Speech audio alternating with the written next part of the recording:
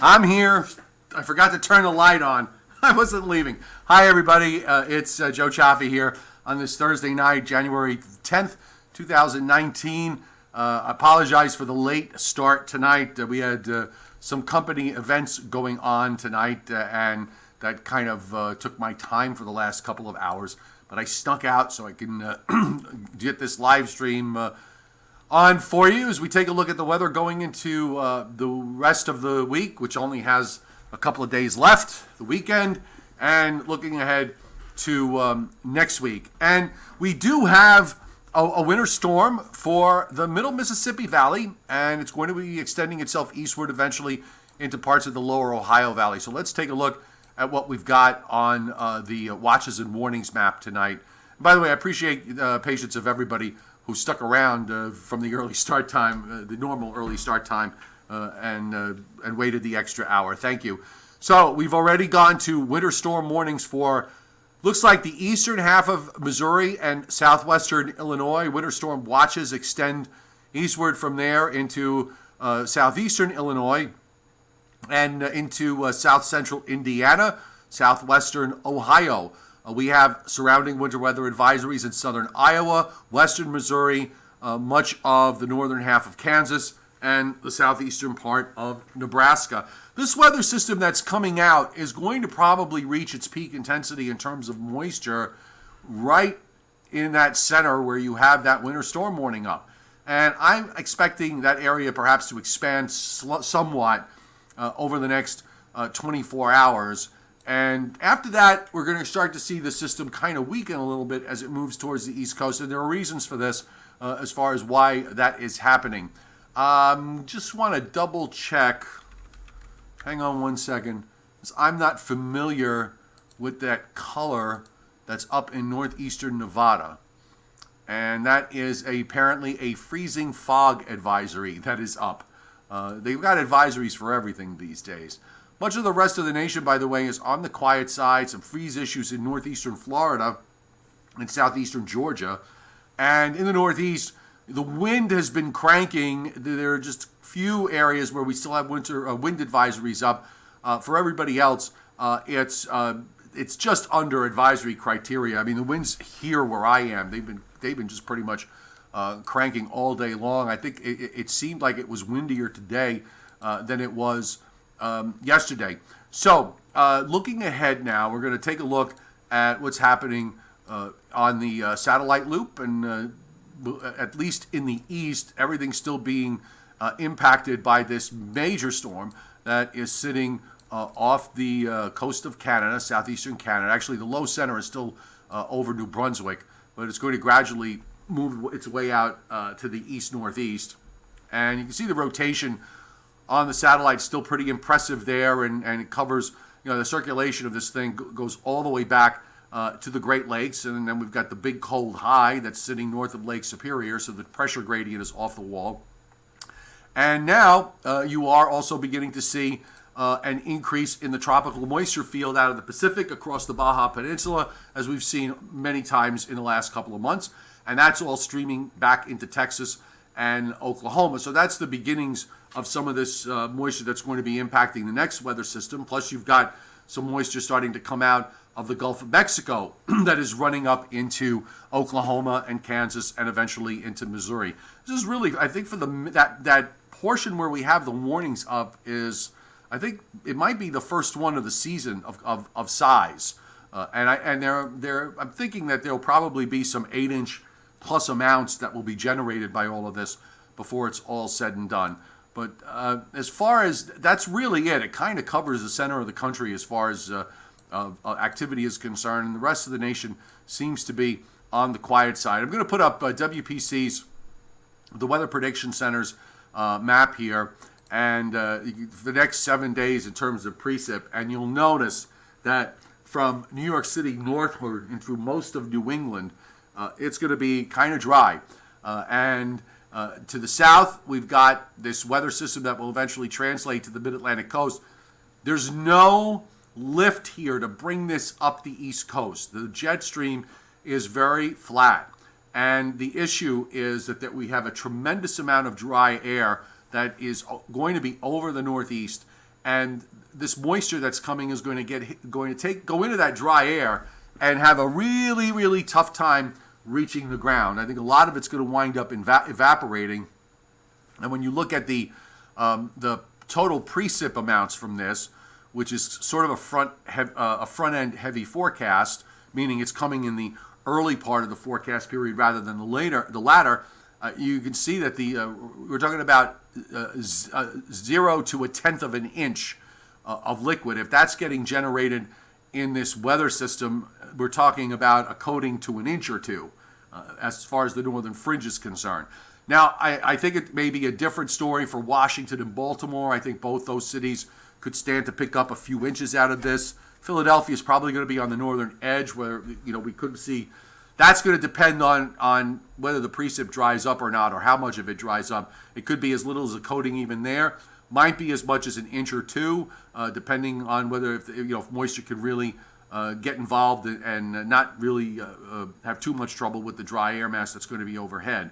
And in the area that we have the winter storm warnings up, of course, the models are generating on the order of about an inch to an inch and a half, and some 2-inch plus amounts. Now, some of that is also going to come later in the forecast period as well. And in the west, California is the big winner over the next 7 days, with a lot of heavy rain up and down the coast and in inland areas. We're talking 5 inches plus, and maybe in some cases more like 7 and 8 inches plus rains over the next 7 days. So California are going to get, this is their time to really put down the rainfall, and they're going to do it in this particular weather pattern. By the way, we have a split flow in the west. So it's different than what we've been seeing, where we've been seeing the heavy rains more in the central and northern part of California and on up, particularly into the Pacific Northwest and beyond. You'll notice that the rainfall amounts in Washington and Oregon over the next 7 days, not all that much. Okay, so that is because of the split flow nature of the atmosphere, where you have higher pressures up in the northwest and the troughs are getting deflected southward. Now, if you have that southern jet active in the split and you wind up with an active northern jet, and if you look, you see where all the dry area is here, where you've got no precip? Just draw an arrow from the top of the screen there. I'm not sure if that's Saskatchewan or Manitoba, I forget, but you can draw a line from there across North Dakota, Minnesota, Wisconsin, Michigan, and then across New York State and through New England and northeastward. There's your northern jet. Okay, it's that easy. And now, of course, you've got the split, and you see these systems in the southern stream, the one in the middle Mississippi Valley, the one that is going to be coming in, the next one that follows out in the west. So if you just look at a map, you can actually figure, you should be able, if you look at these and see these things long enough, you can figure out exactly what's going on. So we'll go to the surface map, and you'll see the tight pressure gradient that exists in the northeast. And let me get rid of the other ones. So we've got this low. Hang on a second, folks. So here's your low sitting, moving now right off of New Brunswick, and the occluded front that extends from there over into Newfoundland.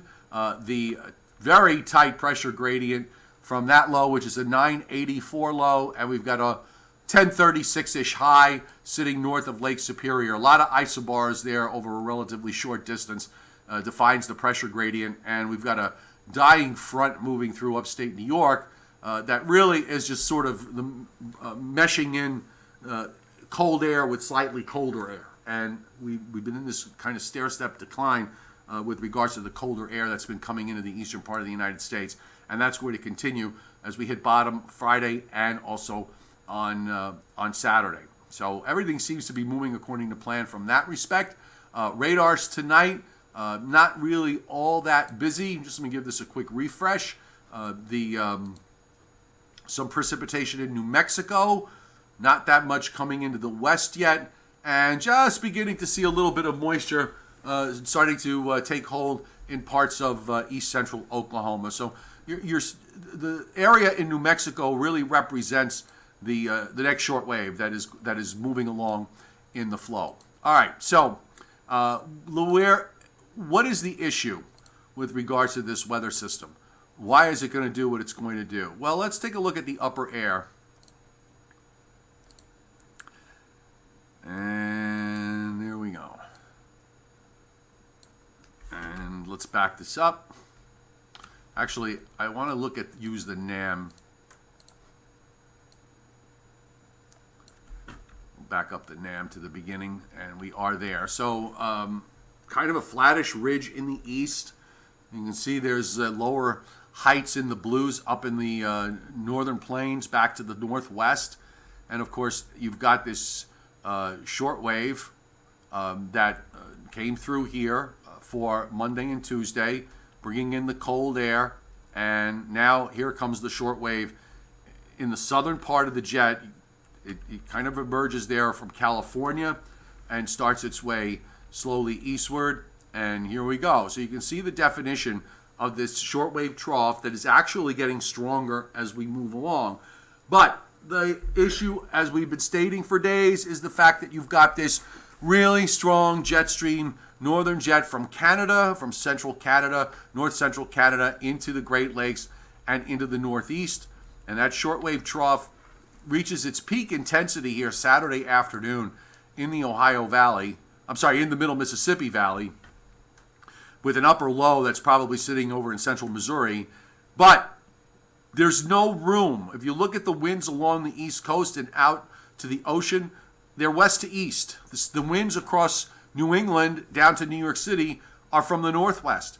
You can't lift up into this. There's no mechanism. If there were a short wave in that northern stream, there would be a chance it could come down and kind of phase with it and pull the low and the moisture northward. Not there. So instead, and the models seem very consistent with this, that short wave winds up getting squashed and eventually gets ejected eastward and offshore. They all agree.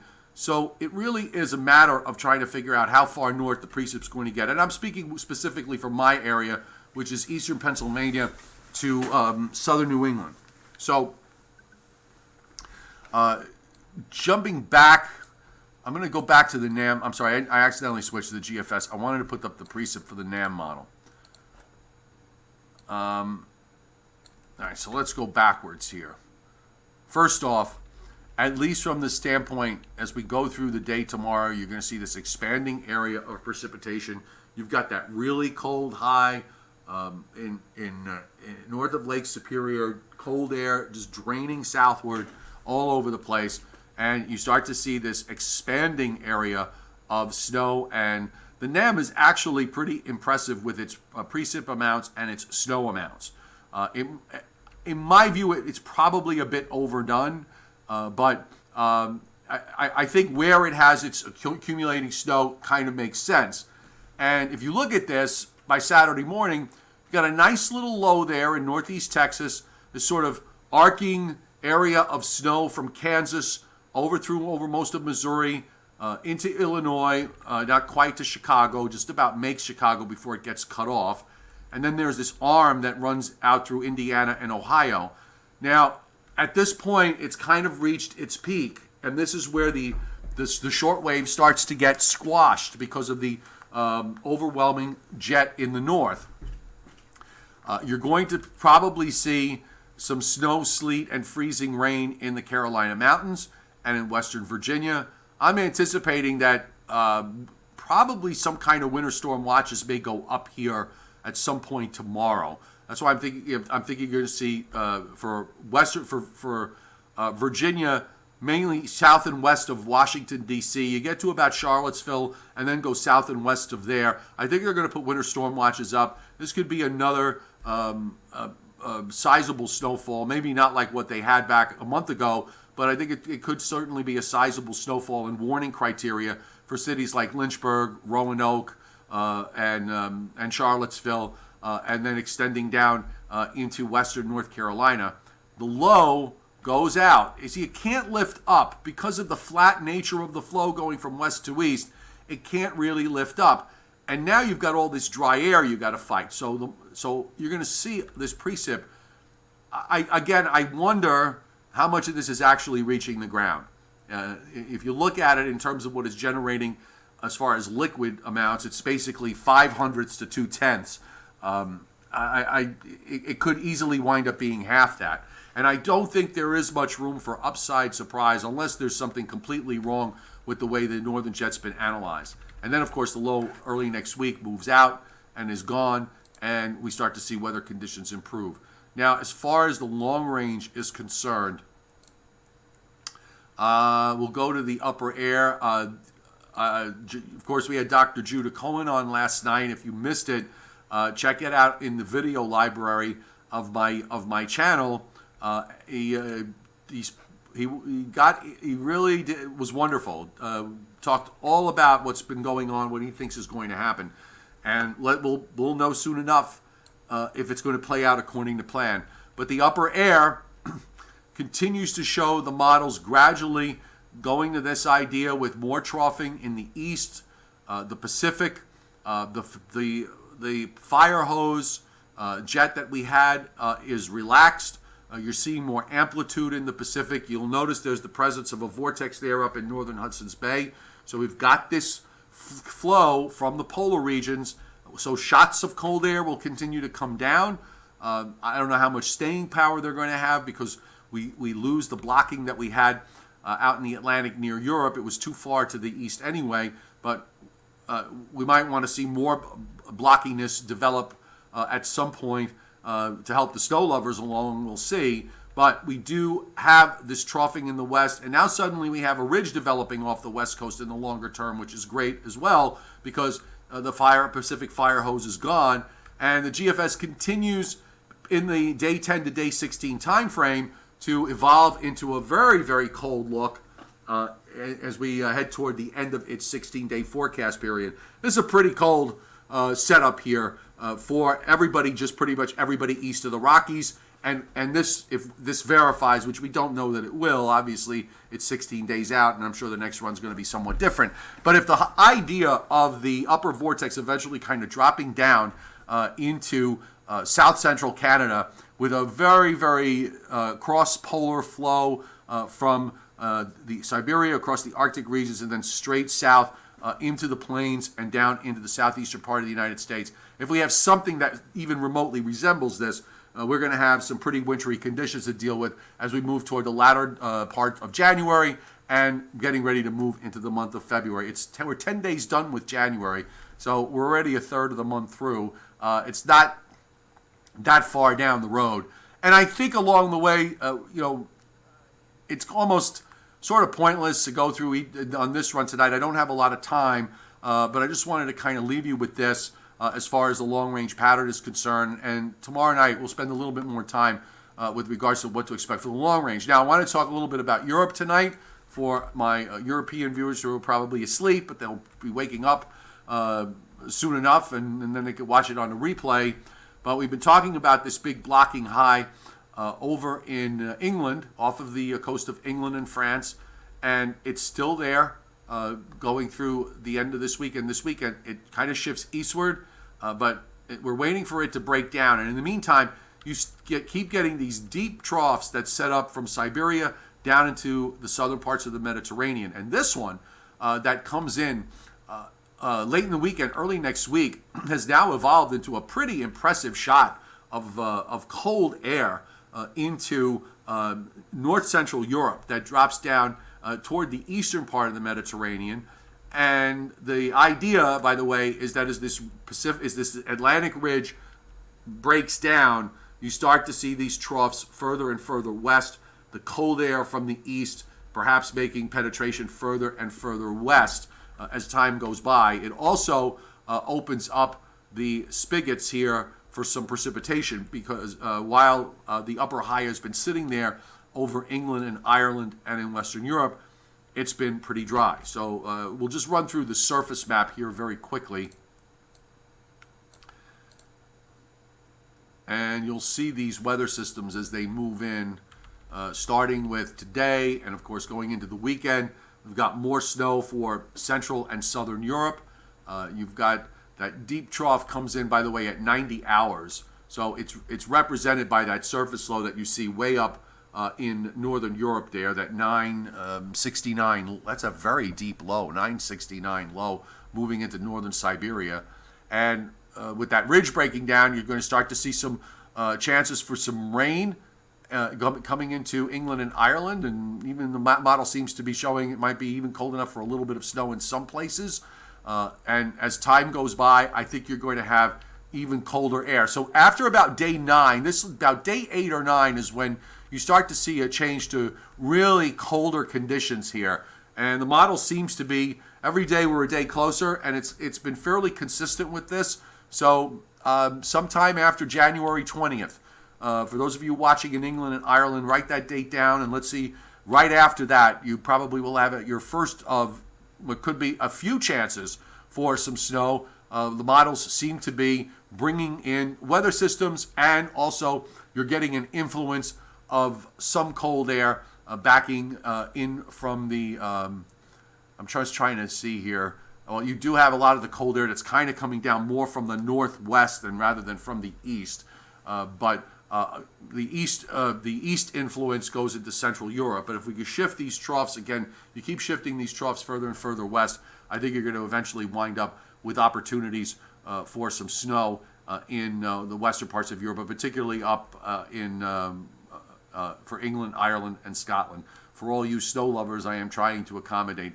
Here's the 10-day snowfall forecast map. So this takes us out right to January 20th. And you can see how much falls over much of Europe except the extreme west.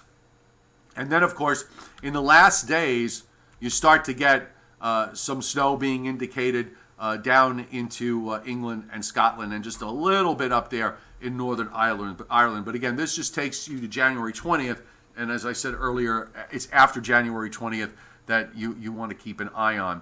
By the way, since we got the snow map up, let's take a look at snowfall across the United States in the next 10 days.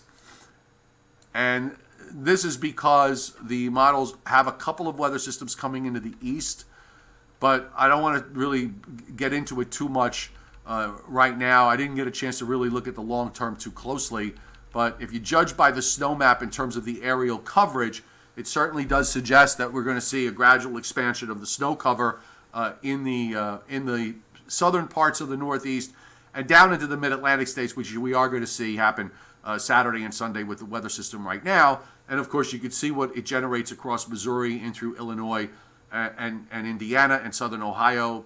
Probably a fairly decent stripe there.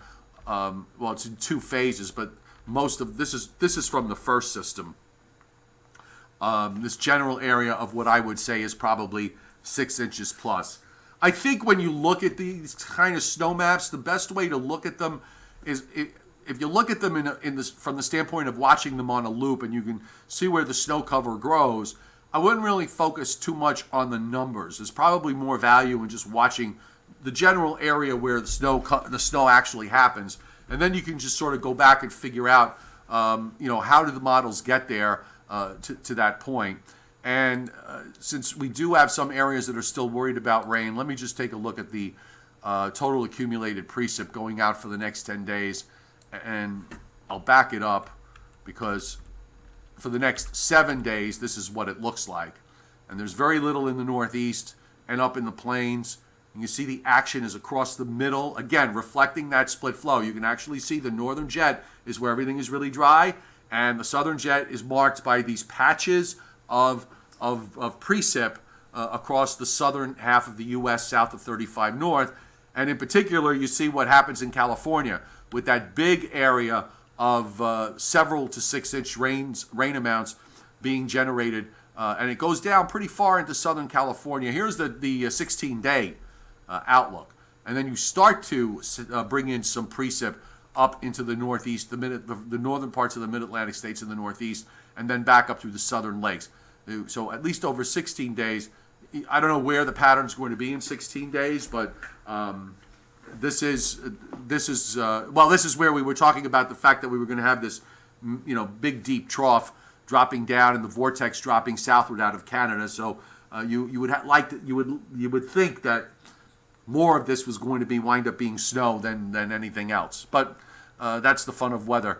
We can kind of just punt it and just refer to that as the Wilsey, period.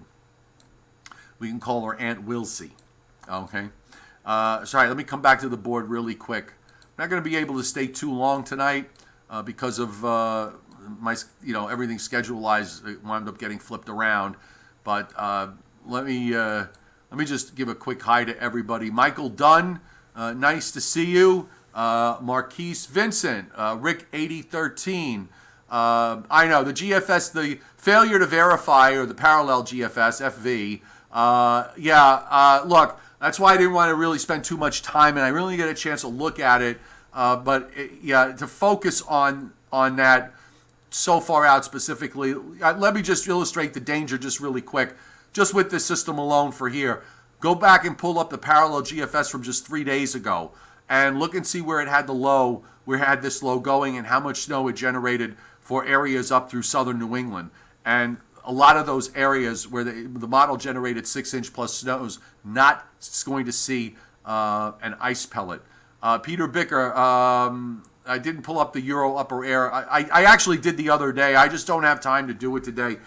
I can tell you that the European upper air is not, has the same idea. There are a few differences in the European upper air going forward. The one thing I did notice about it is the fact that it actually in some ways is colder, and it actually has the southern part of the jet stream pretty far to the south, that it would imply that there would be another middle Atlantic event in the southeast in around the 9th and 10 day period of the forecast, so around the 19th and 20th. I'll wait till tomorrow. I'll have more time to really kind of go into it, so let's just we'll just have to wait until then. But in the meantime, we'll focus on what's in front of us, and we got the general idea of where we're going in the next 10 days to 2 weeks. It's going to be fun and exciting one way or another. We'll get to see what happens. And I'm just Shelly Man Studios. Nice to see you here. Jason Shaver, Scott Briller, Anthony Orr, resident statistician, is along with Scott Briller. Green Fire, good to see you here. 99 Wolves, Marquise Vincent, Robert Hurley, Matthew Mormon, John Trabacchino, good evening to you. So it's good to see you. James Hines, Bob Rutherford, 5 to 7 inches in Osgood. Ground never froze yet, so the snow won't last long. Where is Osgood, by the way? Osgood, Indiana? Well, at least you're going to have some more cold air coming down, so you might hold on to it longer than you think. So don't rush the warm-up. It might be short-lived. Let's see. In New York City, since 1870, Central Park has never had a December and January with trace or less of snow, I guess together in one season. That's an interesting fact to know. We've got the December, and we still got 20 days left to put down 1/10 of an inch. You would think that that's not a difficult thing to do, but sometimes when you're in a pattern the way it's been and the snowless nature of the way things have been lately, you start to wonder whether it's ever going to snow again at all. All right, folks, coming up on 8:30, so I'm going to have to put an end to this here. Got to get back to work. So thanks very much for being here. Michael Dunn, whatever's going to happen for up in England and Ireland is going to come after the 10-day period. Not much is generated through the first 10 days, so it's going to come after that. So I gave January 20th, let's call that your magic date. So it's anytime after January 20th, I think you're going to have some opportunities for snow.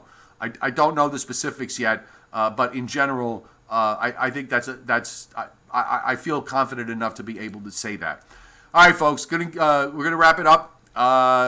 Joe and Joe Weather Show is going to try for 9:20. Hopefully, we will be able to get it on again. We've got some stuff going on that's shifted our schedules around a little bit. So if you go on Facebook, if we're there, we're there. If we're not, we're not. So that's at 9:20 tonight on my Facebook page, Meteorologist Joe Chaffee. And if we do a show, I will upload it later to YouTube, and you can watch it there. I'll either do it tonight when I get home, which will be about midnight, or I'll do it first thing tomorrow morning at around 7 a.m. or so.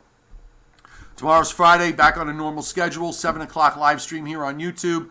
Posts up throughout the day. Again, I just want to at least give you guys the heads up and the opportunity. I do have a subscription platform on Patreon where I do stuff only for Patreon members, including live streams, by the way, which I try to get to once a day. Not always successful, but I certainly do try. A lot of other weather posts. We talk about all sorts of things. You can message me anytime, and I will respond in a timely fashion. And also been doing a little bit of instructional stuff as far as the weather is concerned, and folks seem to be having some fun with it. It's just $2 a month. There's the link to it, and I hope to see you on there. It's a great way to support my YouTube channel and everything else that I'm doing with my websites. Helps me get a few cigars at the end of the month, and I'm a happy camper, and I appreciate it. Also, if you shop on Amazon, there's a link to Amazon on the descriptor to this live stream, or the descriptor of this video. If you're watching it on a replay, we are an affiliate member. We are a participant in the Amazon Services LLC program, which is an affiliate advertising program designed to provide a means for us to earn fees by linking to Amazon.com and its affiliated sites. So if you search on that, if you go to that link, you search and you buy something, you get your stuff. You pay the Amazon price. Amazon, through Jeff Bezos, throws me back a couple of cigars for sending you there. And again, that's an easy way because it doesn't cost you a dime. Thanks so much for being here tonight, folks. We'll see you tomorrow.